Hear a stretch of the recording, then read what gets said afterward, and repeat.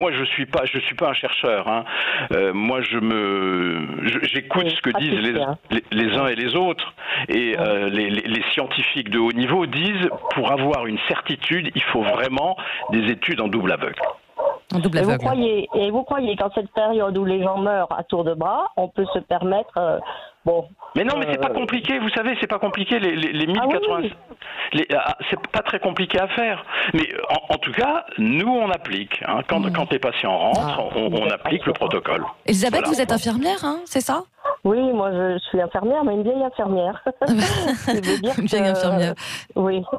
Bon, écoutez, c'est plutôt rassurant. Mais moi, je peux vous dire que si je l'attrapais, je l'ai pas encore attrapé, si je l'attrapais, je me mettrais au traitement. Et c'est un médecin qui le dit, hein. Voilà. Ouais. Bon, oui, je connais bien les médecins. Mais écoutez, sincèrement, je trouve que les médecins de ville sont mis au rebut de façon détestable. On leur enlève leur action qui va être très utile dans le futur. Et je pense qu'un médecin de ville est capable de faire un électro. Et sur les électros douteux, de se renseigner. Et là, il faudrait mettre quelque chose en place. Je suis tout à fait d'accord avec vous. Oui. Bon, j'espère que les choses vont s'éclaircir. Parce que franchement, c'est un immonde marécage, tout ça, et c'est désespérant.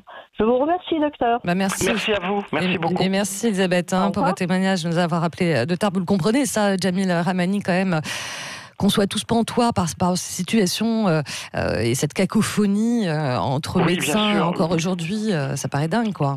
Oui, bien sûr, mais bon, il y a un traitement qui est supposé être efficace, mais il n'y a pas encore les preuves définitives. Vous savez, quand il y a eu l'épidémie de sida, les trithérapies, il y a eu une étude en double aveugle qui a été faite, et très vite, on s'est rendu compte que les trithérapies agissaient, et on a abandonné le double aveugle, et on s'est mis à traiter massivement les patients. Voilà, les autorités, les gens qui font autorité en matière scientifique ne demandent que ça, une étude en double aveugle, pour savoir définitivement si oui ou non ce traitement est efficace. Alors on a une autre auditrice au standard au 0800 26 300 300. D'ailleurs je remarque que c'est souvent plutôt des femmes qui nous appellent. C'est Christine, bonjour. Oui, bonjour. Bonjour docteur. Bonjour. Écoutez, je suis très contente que cette dame ait posé cette question parce que c'est exactement le thème que je voulais traiter. Mais j'ai une autre approche. D'abord, moi, je défends les médecins généralistes. Ce sont eux, c'est le maillage le plus important pour la santé. Tout à fait, je suis d'accord. Ils nous connaissent depuis toujours. Ce sont eux qui savent quelles sont nos pathologies. Ce sont eux qui nous prescrivent nos médicaments, qui savent ce que nous pouvons supporter, ne pas supporter, etc. Or, je trouve inadmissible, et je ne suis pas la seule, parce que je passe beaucoup de temps sur les réseaux sociaux, je participe à plusieurs groupes, etc., plus tous les gens que j'ai au téléphone, amis, famille, etc., des gens malades d'ailleurs autour de moi, et nous sommes tous très choqués qu'il y ait eu un décret. Donc un décret, c'est une décision politique. Qu'il y ait eu un décret pour interdire à nos praticiens, à nos médecins en qui nous avons entièrement confiance, de nous prendre en charge. Alors quand on vous dit, écoutez, si vous avez de la fièvre, vous êtes peut-être malade. Non, quand on a de la fièvre, en principe, on est malade, on n'est pas peut-être malade. Donc vous êtes peut-être malade, alors écoutez, restez chez vous, prenez du Doliprane, et puis si dans quelques jours, que ça s'aggrave, que vous ne pouvez plus respirer, appelez le 15. Alors déjà, il faut arriver à appeler le 15, parce qu'autour de moi, les gens qui ont eu des problèmes n'y sont jamais arrivés. Vous êtes dans le Tarn, hein, vous, Christine, hein, vous êtes dans quelle région, c'est ça? Mais j'ai mes enfants qui sont sur Paris. Donc confinés dans Paris, c'est pas facile, et j'ai 2 couples d'amis qui ont attrapé le coronavirus à Paris. C'est normal, avec les transports en commun, etc., où aucune protection n'a été prise, on n'est pas étonné du nombre de cas qu'il y a sur Paris.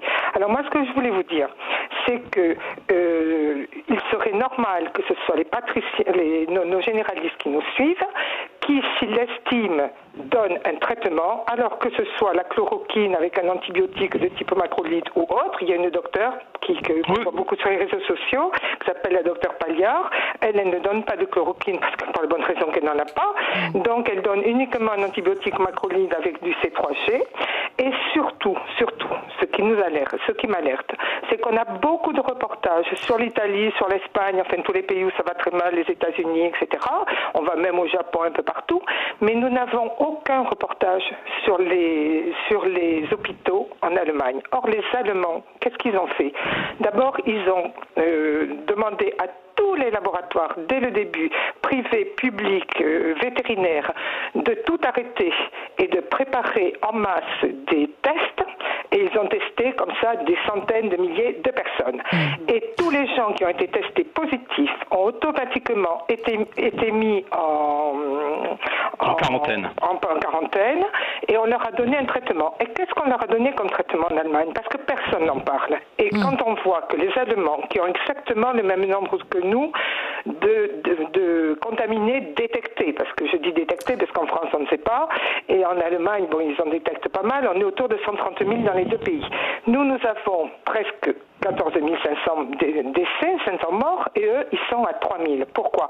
Même parce qu'ils mettent ces gens en quarantaine et ils leur donnent un traitement. Ils leur donnent soit chloroquine et antibiotiques, soit un médicament que vous connaissez certainement bien, qui est un générique d'un antigrippal japonais qui s'appelle le Favipiravir. Christine, pardon, le temps tourne. Oui. On va peut-être laisser répondre le médecin. Oui, non, mais moi je voudrais savoir.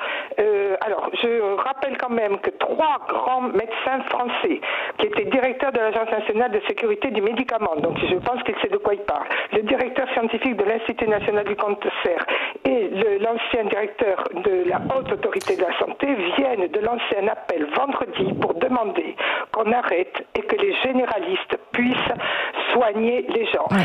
Que ça marche ou que ça marche pas, parce que je veux bien croire, bon, on sait que ça ne marche pas sur des gens qui sont en réa, j'ai des amis qui sont en réa et je peux vous dire que ça ne marche pas. Oui, bien sûr.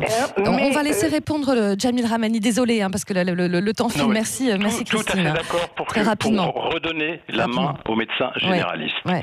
Tout à fait. Ce sont eux qui sont en première ligne et en leur âme et conscience, s'ils décident de prescrire ce traitement, qu'ils aient le droit de le faire. Je suis tout à fait d'accord. En tout cas, merci. Puis voilà pour tous ces témoignages, et vos lumières et vos conseils, Dr Jamil Ramani. Je rappelle que vous êtes chef du service réanimation à l'hôpital franco-britannique Fondation Cognac-G, c'est long, à dire. Waouh, à Levallois-Perret. Et en plus, vous êtes écrivain. Et j'en profite pour citer votre dernier livre, Ultime preuve d'amour, chez Anne Carrière. On en a bien besoin en ce moment des preuves d'amour. Bah oui.